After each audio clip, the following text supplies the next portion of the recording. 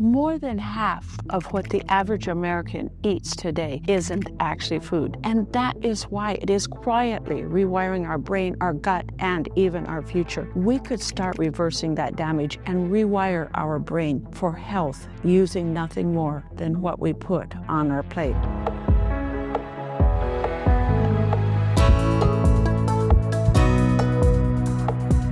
I'm Dr. Joanette. I'm an ER doctor, a professor of medicine, and also a Blue Zone native, which means I grew up in one of the places in the world where people live the longest and stay healthy. In the ER every day, I see the very end stage of what our modern food system does to the human body. But in the Blue Zone, I've seen the opposite. What happens when food is treated as medicine, not just as entertainment. And today, I am going to show you, number one, why ultra-processed foods are not just junk, but are actively damaging our brain, our heart, and even our gut. Number two, why our microbiome and our intestinal barrier is being sabotaged without us even realizing it. Number three, the exact kind of real foods that research shows can help heal that inflammation, repair our gut damage, and also prevent chronic diseases. Number four, the simple first steps that you can take today to turn your kitchen into your personal pharmacy. Let's jump in. Walk into any grocery store today and really look around. Most of what you see isn't food the way our grandparents would recognize it. It's ultra-processed products that were created in factories, engineered in labs, and designed to be eaten mindlessly. They are hyper-palatable. In other words, they are also so tasty that we can't stop eating them. They're loaded with what I call the SOS trio: sugar, oil, and salt, in levels you would never find in nature. These foods are packed with additives, artificial flavors, colors, emulsifiers, and chemical preservatives. They are literally designed to override all of our fullness signals so that we keep going back for more and more. And here's the part that should really make all of us sit up straighter. There's some recent data that came out of the Center for Disease Control, the CDC, and it said that as of 2025,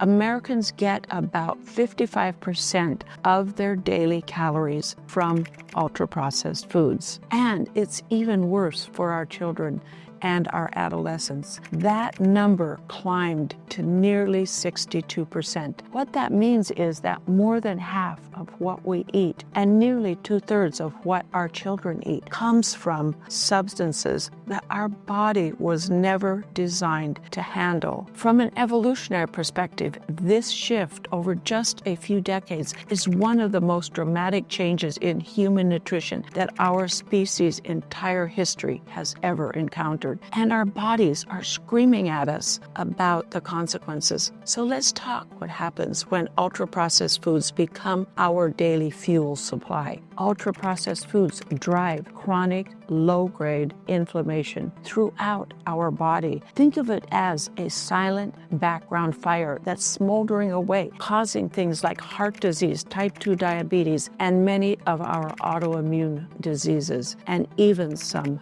cancers. Ultra-processed foods create things like cardiovascular damage, and when our diet is high in added sugars, refined carbohydrates, and all of those unhealthy fats, we are creating the perfect storm for heart disease, which now is the #1 cause of death worldwide. How does ultra-processed foods cause heart attacks? When our blood sugar spikes, our triglyceride levels climb, our blood vessels then become inflamed, and that inflammation causes stiffening of the blood vessels. Over time, this leads to plaque buildup and high blood pressure, which then greatly increases our risk of not just heart attacks, but also strokes. Ultra-processed food also disrupts our metabolism. They cause frequent blood sugar spikes throughout our day, day after day after day. All of these spikes lead to insulin resistance, elevated blood sugar levels, and increased belly fat. as well as metabolic syndrome and type 2 diabetes. Ultra-processed foods also cause a decline in our brain health. There was a 2024 meta-analysis that was published in the Journal of Neurology. And what they did is they looked at data from multiple countries. They found that there was a significant association between ultra-processed foods and the risk of dementia. In simple terms, the more ultra-processed food people ate, the higher their risk of cognitive decline and dementia. We're not just talking about a little weight gain or a bit of heartburn. We are talking about what kind of brain we are going to have in 10, 20, or even 30 years from now. And believe me, a brain exposed to years of ultra-processed foods isn't the brain that any of us want to have. In just a moment, I'm going to explain how all of these foods are literally damaging the lining of our gut, and more importantly, what we can do and what we can eat instead to start repairing all of that damage. So if you're finding this helpful, thank you for taking a second to like the video, subscribe to the channel. Thank you also for sharing it with someone that you know would benefit from this message. All right, let's talk about our gut. We have inside of our intestines lives an entire universe of microbes. They're called our gut's microbiomes. They're literally trillions of microorganisms, and they are very influential in our health. They influence things like our digestion, our immune function, hormones, and even our mood, as well as our mental health. Ultra-processed foods attack that system from multiple angles. As gross as this may sound, your gut is lined with a wonderful layer of mucus or slime. This is the home of our gut's microbiome. In 2025, there was a study that was done by Rondell and his colleagues. It was published in Nutrients. It looked at how food additives and emulsifiers that are common in ultra-processed foods affect that slime layer in our gut. What they found was that those additives will disrupt the protective mucus layer in our gut. In other words, they destroy our gut's microbiome, our gut's home, and that in turn destroys many of the good bacteria that live in our gut. The result is an increase in our intestinal permeability. You may know it as leaky gut syndrome. When our gut becomes more leaky or permeable, things that should stay in the gut, like partially digested protein as well as bacterial toxins, then slip through the gut walls and are able to enter our bloodstream. Our immune system sees these as foreign invaders, and then it begins to attack them, creating systemic inflammation. Ultra-processed foods also lack fiber, which is food for our gut's good bacteria. Without food, they die. So that bloating, that brain fog, the fatigue, that joint pain that you feel, it may not be that you're just getting older. It may be that your gut is crying for help. Here's the hopeful part, though. Nature has already given us exactly the medicine that we need to heal our brains, our hearts, our body, and even our gut. We just walked away from it. What is it? It's real foods. Foods that are grown in a field or on a farm, not foods that were built on an assembly line in a factory. Real foods are packed with thousands of compounds that will work together to support our health. They provide phytonutrients with powerful anti-inflammatory effects. They provide fiber to feed our beneficial gut bacteria, vitamins and minerals in their natural, most bioavailable form. They provide complex carbohydrates. These complex carbohydrates will give us steady energy levels throughout our day without the crash. So let's look at some food as medicine categories. First category are our anti-inflammatory foods. These are foods like our berries, leafy green vegetables, fatty fish, things like salmon, also turmeric and ginger.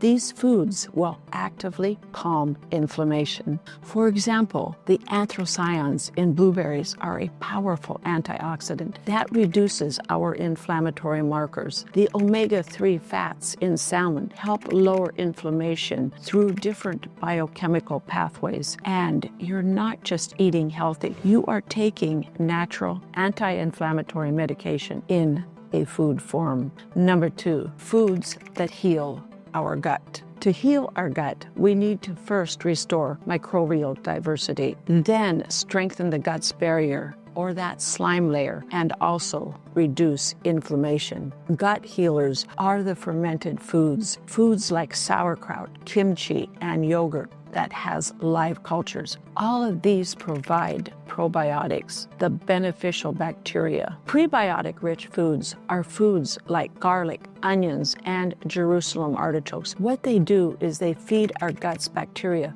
so that the bacteria can then thrive. Category number 3, foods for blood sugar regulation. Some foods will improve our insulin sensitivity and help stabilize our blood sugar. These include foods like cinnamon. Sprinkle some on your morning coffee, and apple cider vinegar. Dilute a tablespoon in a glass of water and drink it 30 minutes before your meal. When you pair these high-fiber foods like beans, lentils, and intact whole grains, you help smooth out the blood sugar spikes and that blood sugar roller coaster. Category number 4, foods that are antioxidants. Here is a rule of thumb. The more color a vegetable or fruit has, the higher the antioxidant content. Think things like bell peppers, sweet potatoes, pomegranates, and even blueberries. They are all loaded with antioxidants. These antioxidants will neutralize free radicals and protect our cells from oxidative stress and damage. This is essential for preventing premature aging and also reducing the risk of many chronic diseases. Category number 5 are foods that are plant proteins and bioactive peptides. There was a comprehensive review published in Food Research International in 2025, and it highlighted the category of pulses. These pulses are beans, lentils, as well as chickpeas. They're not just protein, but when you digest them, they actually release bioactive peptides that can then act as antioxidants, reduce inflammation, and also help regulate our blood pressure. They also improve our blood sugar control. This is food acting like medicine at the molecular level. When we switch from ultra-processed and processed foods to whole foods, it is not just about being healthy someday. It is about actively healing the damage that's already been done. It's about lowering our inflammation, improving our gut's barrier, protecting our heart,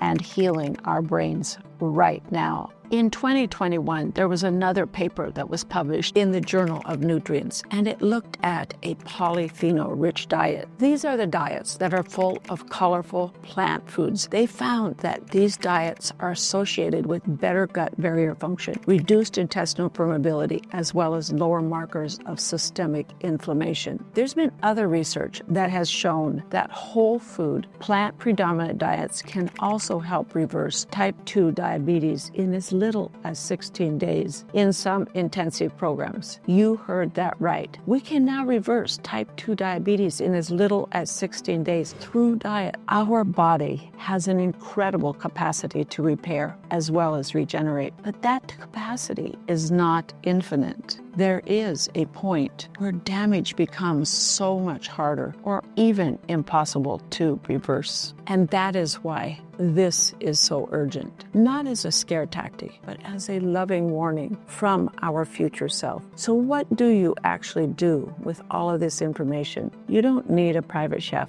You just need to start making some better choices more often. Here are some simple, doable first steps. Step number 1, crowd out, don't just cut out. You can start by adding more whole foods to your meals. 1 extra vegetable, 1 serving of beans, a handful of berries. As real food comes in, then you push out your ultra-processed foods naturally. Step number 2, prioritize color as well as variety. Aim for 3 to 5 different colors on your plate every day. Each color represents different phytonutrients and has different benefits. Step number 3, make your kitchen the source. Try to make most of your meals come from your kitchen, not from a factory. Simple dishes like beans and rice, roasted vegetables, or a hearty salad can be incredibly healing. Go to my website. There's a link below, growwithdrjoanette.com, and you will find hundreds of recipes featuring whole foods as medicine that will help heal your gut. Step number 4, choose organic when you can. Choose organic, especially when you're purchasing foods and produce with high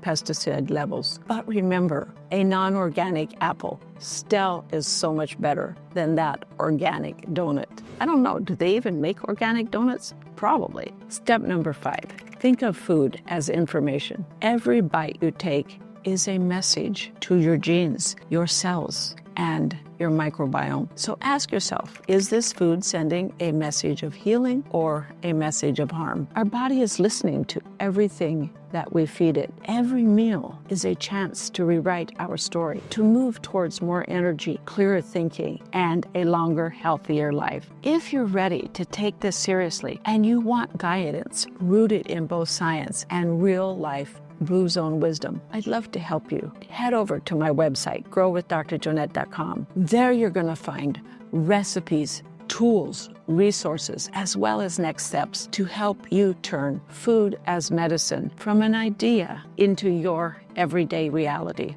So if this video was helpful, please like, subscribe, as well as share it with someone you know that you want to grow old and healthy with together. I'm Dr. Joanette. I'm an ER doctor, professor of medicine, and a Blue Zone native, reminding you that your next meal might just be your next prescription. So choose wisely, and we'll see you next time on the Dr. Joanette channel.